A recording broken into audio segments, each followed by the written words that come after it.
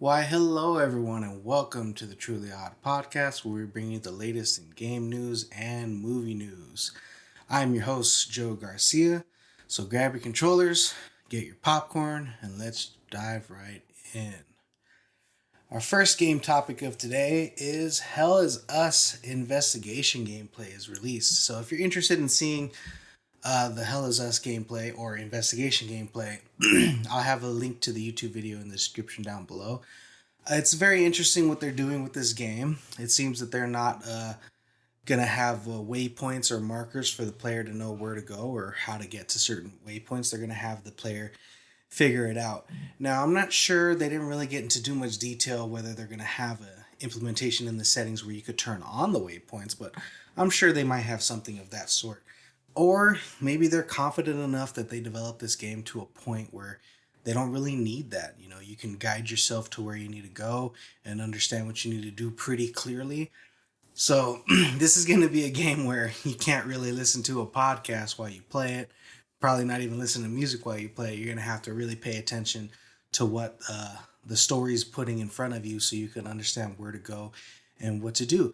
But the graphics look phenomenal for this game. I was watching the clips, and a lot of the NPCs in the game look really good. I'm loving the way it's coming out. Even the little action gameplay that they gave us in the beginning of this little trailer looks pretty good and pretty fun. So I'm looking forward to this game. I think it's a game that I'm going to pick up. I do want to look more into it because honestly, my time is precious to me. So if I have to spend a lot of time trying to figure out these investigations, maybe it's not the game for me. Sometimes I just like diving into a game and having fun, not really knowing too much. A lot of the games I play, depending on what they are, I just skip the story because I'm really not interested in the overall story. I just want to play the game. I think I just recently played what's it called, Dragon Age, the one that was on, the one that's available for PlayStation Plus monthly, and I'm just skipping the story. I really don't care. I just want to play the game. Play as a mage and just go around doing things and having fun. So yeah, so that's just me. Sometimes I'm really invested in the story, like God of War, and I'm like, be quiet around me. I need to hear every line of dialogue that's happening. So it all varies per game. But yeah, what do you guys think? Have you checked out this investigation gameplay trailer? Are you intrigued that this game is developed in a way where you don't really need waypoints on to know where to go? This kind of intrigues me, so let me know what you guys think in the comments down below. Excuse me. Moving on to topic number 2 today. Marvel 1943 voice actors hints at possible release date. Oh, excuse me, someone just drove by. Anyways, 1943 voice actor hints at possible release date. So this actor is, forgive me, I am gonna butcher his name, but Khary Payton. Forgive me if I'm saying his name wrong, but he's the voice actor who voices Black Panther, and he says, "We're still working. We're planning on 2025. We're thinking like a Christmas situation." So I'm assuming that they're hoping for a holiday 2025 release date for this game. And if you don't know what the game's called, the full title of the game is Marvel 1943 Rise of Hydra, I think it is. And this game just looks like a lot of fun. I'm loving what we're seeing so far. This seems like a game where I will be paying attention to the story. I'm very curious what the gameplay and things are going to be. I don't know if it's out there. I haven't found it myself. So if you guys are able to find gameplay clips of what this game's going to look like, please send them my way. I'd love to take a look. But I'm very excited for this game. It looks like a lot of fun. Captain America is one of my favorite characters in all of comic book history. And I love Black Panther as well. So I'm very intrigued on what story they're going to tell here. And, I think Marvel's done really good so far with some of their games. We got Marvel Rivals, we got Spider-Man, and now we're going to have this one. I think the only bad one was the most recent Avengers game, which was not very well received, and I don't think it did very good. And I tried to play it, and I really couldn't get into it. But yeah, this game does look like a lot of fun, and so I'm looking forward to the holiday this year. So we got, 9 months left until we're possibly going to get this, so hopefully it comes out around November for my birthday. That'd be a nice little birthday present to myself. On to topic number 3. Grand Theft Auto 6 may retail for $100. This could come with some rewards for some players. So some analytics or analysts are saying that this game may retail for $100, but may come with, Grand Theft Auto Online currency and stuff to kind of balance the fact that the budget or the balance the fact that the retail price for this game is going to be so high. Now, I think this sets a bad precedent for video games. A lot of games are being sold for $60, $70 nowadays. We're up to the point where we may have to jump to the $80 release point, but I don't think that'll be till the next console generation comes out. Inflation and things and stuff like that. So usually a couple generations, the price jump does occur. So we're looking at that coming pretty soon. But $100 is a ridiculous price point. If people buy this game at $100 retail for the base, but for the base release of this game, then expect other games to be releasing at $100, and that'll probably be the normal price point for games being released. And I'm sure a lot of studio heads and things are thinking $100 is nothing, but they also got to remember that they probably make more money than a lot of people out there nowadays. So they're living on they're living in a different style than most of us are doing currently. So yeah, $100 is very bad precedent to set. If Grand Theft Auto 6 is $100, I probably won't be buying it when it's released. I'm probably gonna wait for a price drop. I know that that's sad to say, but that's just more my way of showing the studio that I'm not okay with that kind of a price point. And with a game this big, my little measly $100 is gonna be nothing because this is probably gonna be one of the highest selling games of all time when it comes out. But it's just my way of putting my foot down and kind of be a little rebel.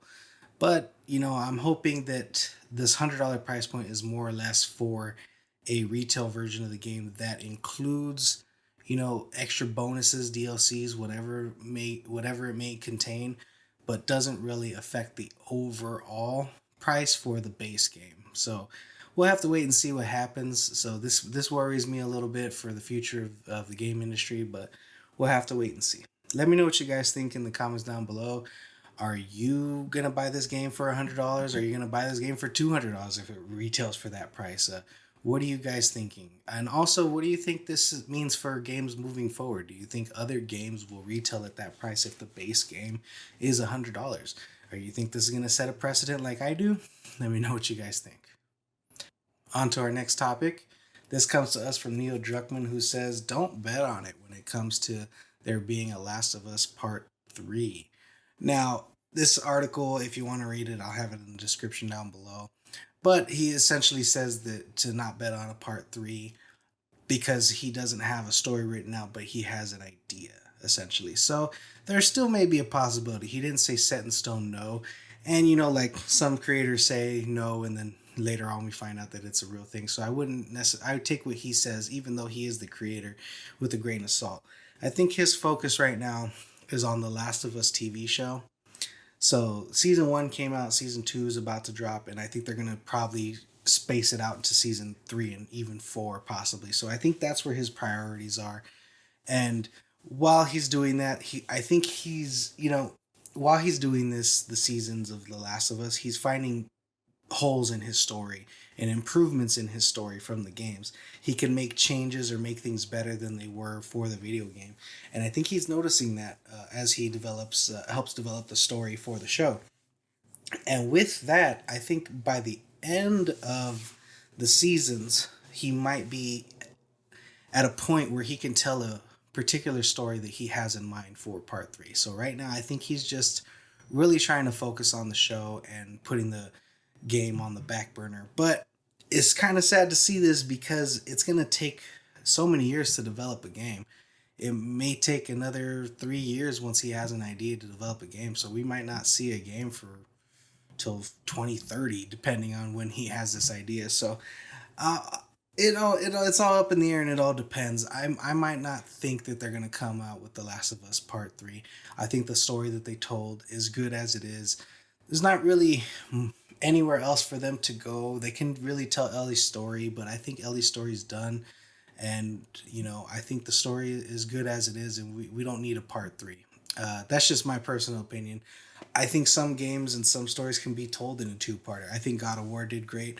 I know initially when God of War came out, they wanted to do another trilogy, but they were able to tell the whole story within two games with Ragnarok. And, I think that was well done. And I think The Last of Us is well done too. It's probably one of the best games that has ever been out there, as far as story wise, one of the best stories that's ever been told, according to some people. But yeah, what do you guys think? Were you hoping for a Last of Us Part 3? Are you happy Neil Druckmann's kind of putting it on the back burner and not really moving forward with it? Let me know what you guys think. On to our last topic for games, Forza Horizon 5 coming to the PS5. So if you guys haven't heard, it looks like Xbox is kind of waving the white flag for the console wars and is going to be releasing some of their exclusive games on PS5. Now, I haven't heard it much about Halo, but there are rumors out there for Halo 5 coming to or Halo coming to PS5 and Gears of War coming to PS5. But I think this is the first of many Xbox exclusive game to come to the PS5.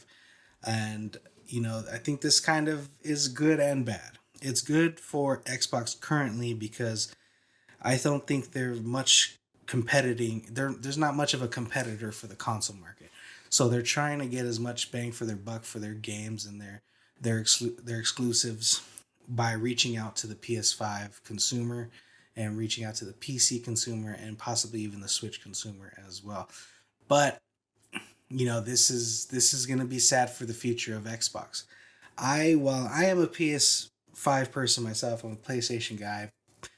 Having Xbox out there is beneficial for the competition, for keeping everything competitive, keeping things good for the consumer, and with them giving in to releasing their games on PS5, that just goes to show that Xbox probably will no longer continue to make consoles moving forward. Now they've done big purchases over the past couple years. I've even had arguments with my cousins about whether their games are going to be exclusive or not. I remember when they first bought Bethesda and Activision, that my cousin was saying, "Oh, within the next 3 to 5 years, there's going to be Xbox exclusives. No one will be able to play Call of Duty games on PlayStation no more. No one will play Doom and all these other games on PlayStation." And I told him he's incorrect, and I told him because Activision makes so much money for the Call of Duty games being multi-console, there's no way in hell that they would make that exclusive. But I did tell them there are certain games that they may make exclusive. Maybe the Doom games, maybe the Fallout games. It all depends on what's going on. But it looks like that's not going to be the case any longer. It looks like they're going to all be on all consoles so they can make all the bang for their bucks, which I think is a mistake. I think they should make them exclusives because some of these IPs are so popular. I think people would buy Xboxes to go play them if they were Xbox exclusive. So they're really missing out. And I do know some people that do buy Xboxes just to play Forza. My best friend, uh, he's a big car guy and he loves car games and he's never played a Forza game and he's always wanted to play. And he was about to buy an Xbox to play some of the Forza games because he only has a Gran Turismo on the PlayStation. At least that's what he plays. So now he's like, oh, I don't have to buy an Xbox. I'm going to wait for April 29th. So they lost a customer right there because he found out that it's going to be released on PlayStation. Or, yes, released on PlayStation. So that's just a small example, and I'm sure there's many other examples in the world of people, now not having to buy an Xbox just to play a game or do something. So I think they're missing out on that. But that's just my opinion. What do you guys think? Are you happy that they're going to be releasing games on the PS5 like Forza, possibly Gears of War, and Halo at some point? Do you hope that they stay exclusive like I do so things could stay competitive and things could work out for the company of Xbox or Microsoft? Let me know what you guys think in the comments down below. All right, guys, that does it for games. Let's move on to the movie news. So, Star Wars Andor releases its teaser trailer. If you haven't seen Star Wars Andor teaser trailer, I'll have it in the description down below under our movie news segment. But yeah, this teaser trailer looks really good. I have not seen Andor season 1. I think because I fell off on Star Wars. I just nothing has been really hitting me to the point where I have to see it for Star Wars. A lot of it has just been very disappointing for me, from the movies to some of the shows, and even some of the video games just weren't hitting me at some point. I think Fallen Order was good for the video games. Some of the shows like Mandalorian really good, but yeah, overall, Star Wars fell off, and I just didn't get a chance to watch it. But I've had a lot of people telling me that Andor season one is a really good show, and after watching this teaser trailer for season two, I think I'm gonna have to check it out. And it's a good time for me because I tend to like to binge watch shows back forward. I hate waiting weekly for shows. That's just me though. Even though the anticipation sometimes kills me, sometimes I can fall off on a show if I forget that it's coming out next week because I forget the days or I'm doing something else. I get sidetracked. But yeah, this is a good opportunity for anyone interested in Andor to jump on in, I think. And yeah, I will be checking out season one and season two. This was a good teaser trailer. I'm looking forward to possibly seeing another trailer when it's released to get more context of what's going on. But yeah, this story looks really good. The characters look good, and it looks like a nice political, almost thriller in the world of Star Wars, which is really nice. And I hope it leads into Rogue One like they say it does. So it's going to be nice to see that as well. But yeah, what do you guys think of this teaser trailer? Did it get you interested in Andor? Were you already interested in Andor? Let me know what you guys think. On to topic number two. Forgive me, I'm going to butcher the middle half of this, but Demon Slayer Kimetsu no Yaiba, I hope I said that right, Infinity Castle teaser has been released, and it is a very short 25-second little teaser, and it's mostly to announce the release date, which is going to be September 12th. Now, I'm a big fan of the Demon Slayer franchise. I've been enjoying the show. It has some of the best animation, and I've loved what they've done so far with releasing some of the episodes in theaters, and I really, really like that. So the rumor is, and I'm not sure if this has been confirmed or not, I'll have to look into it, but from my knowledge, is this they're gonna make a trilogy of this last season, or these last couple. Well, I won't call them episodes. So yeah, this last season is gonna be broken up into three movies, which is really exciting because there's a lot of stories still to be told. I have read the manga, so I do know what's gonna happen, but no spoilers for me. But this is super exciting. There's so much that can be done with making these a trilogy of movies to finish off the show, and I think it's going to really be beneficial. Forgive me, I can't speak today. Be beneficial for the studio that is developing this, and I'm hoping other animation studios take suit because man, it takes so long to get an anime done, and I think if they develop a movie, they have a better opportunity of finishing it all within quick succession of each other. I think they're already developing all three of these movies at once. So we'll probably get another release after September 12th, and we get this one. We'll probably have release two within 6 to 8 months afterwards. That's my hope. I hope they don't do a yearly thing. We'll see what they end up doing, but I'm very excited for this. What do you guys think? Are you a Demon Slayer fan? Are you looking forward to these trilogy of movies? What do you guys think? Let me know. On to topic number three. Rachel Zegler and Gal Gadot's Snow White box office projections have been released for March. Now, the initial projections in February were going for 63 to 70 million. That comes from us. That comes to us from Deadline. And today, or not today, about 8 days ago, Hollywood Reporter released their article saying that it is now tracking for 48 to 58 million, and it's going to continue to drop probably as the movie comes to release at the end of this month.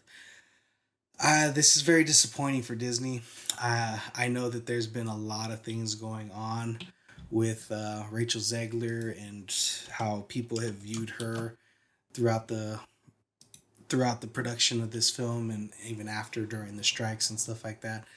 But a lot of people are not liking Rachel Zegler and what she's saying about the original Snow White movie. There's been a lot of clips. A lot of people online just think she's what's the word I'm looking for? Uh, you know, she's just prissy, and people just don't like the way that she goes about it. She's very self-centered, apparently, to them. Me, I don't know her personally. For all I know, all her questions were taken out of context. Maybe she's could be a bit immature. She's very young, but this is just really sad for this movie and really sad for Disney. Uh, and I don't think this is going to be a very popular movie. It's probably going to be one of their biggest bombs of the year. And who knows, they might not even make it to 48 million. I know for a lot of other smaller budget films, 48 to 58 million is a lot of money, and that's really good. But this movie has had a lot of research, and the budget has just ballooned. So I don't think they're gonna do very well when it comes to the release of this movie. Sad to say. Moving on to our next topic, the Russo brothers have a good idea of the run times for Avengers Doomsday and Avengers Secret War. Maybe. So, this comes to us from Collider. They were interviewing the Russo brothers, and they asked them what they possibly think the runtime of the films will be. And one of the Russo brothers said that they're thinking the first one could be 2.5 hours and the second one could be up to 3 hours, which makes a lot of sense. There's a lot of story to be told here with these movies, and 2.5 hours is about average for, I think, Infinity War was just about that. 3 hours was just about what Endgame was. So this makes a lot of sense, and I think it's a good runtime. There's a lot that they need to do in Avengers Doomsday to set up Secret Wars, because I feel personally that this most recent MCU movie, these most recent MCU movies leading up to Doomsday, have not really connected everything as much as I'm sure that they would like. I feel like the first phase of MCU movies with the Infinity Saga really interconnected between the movies a lot better than this one has. So I'm very curious as to what's even going to happen. We have King the Conqueror no longer going to be a thing because of the situation going on with that actor, and not a lot of people know what's happened with his story. I think they finished his story in Loki season 2, but who knows? My hope is that they bring somebody to maybe to recast King the Conqueror and have Doom, overpower him at the beginning of Doomsday, or maybe in an end credit scene for Fantastic Four, showing that now he's the big bad and that guy means nothing. They just have a lot to set up before this movie, and we only have, I think, 2 movies before Doomsday. We have oh my god, why can't I think? The Thunderbolts. We have Fantastic Four, and then we have Doomsday, I think, after that. So it's I'm very curious how they're going to do this, and I think after Doomsday they got Spider-Man, and then after that they got Secret Wars. So yeah, I think there's just a lot of things that they need to do to set up this movie, and I'm very curious how they're going to end up doing it. But I am very excited, and give me more. Make both movies 3 hours. I don't care. I'm a fan of Lawrence of Arabia. Me and my brother watched that movie on the plane, and we enjoyed it. And that movie's like 4 hours long, so I'm totally fine. Make it 4 hours. I really don't care. Just tell us a good, great story with great characters, great actions, and I will be there, and I will enjoy every second of it. On to our last topic for today, guys. Topic number 5. Jaws is heading back into. Oh, excuse me. Jaws is heading back to the big screen for its 50th anniversary. So on this year, on August 29th through September 4th, Jaws will be returning to the big screen. I have not had the honor of watching this movie in theaters, so for me, this is very exciting. I love it when great movies like this get a nice re-release into theaters, and I can get to watch them on the big screen for the first time. There's certain movies where I think Harry Potter recently did a re-release. I didn't go to that because I seen those movies in theaters, and I seen them as a kid, and there's just fond memories of my mom taking me to go see it. Thank you, Mom. Shout out to you uh, for taking me to go see the Harry Potter movies in theaters when they were out. So I just don't want to go see it in theaters again, because that's a fond memory that I have, and I love the movies, and I'm just gonna keep them there. So there's no reason for me to go see it, but I had the opportunity for me, my brother, and my mom to go watch Forrest Gump, a re-release in theaters, and we Loved it. I had never seen Forrest Gump on the big screen until that day, so that was very nice. So I'm very excited to see Jaws. And there's some other movies that I had had an opportunity to see in big screen, but I just couldn't get it done. Like for example, Schindler's List. I literally sat there with my popcorn and drinks, and my father ended up going to the hospital that day, so I had to leave the theater as soon as I sat down because more important things to do than to watch a movie. But yeah, that's another movie I hope again to see on the big screen for the first time.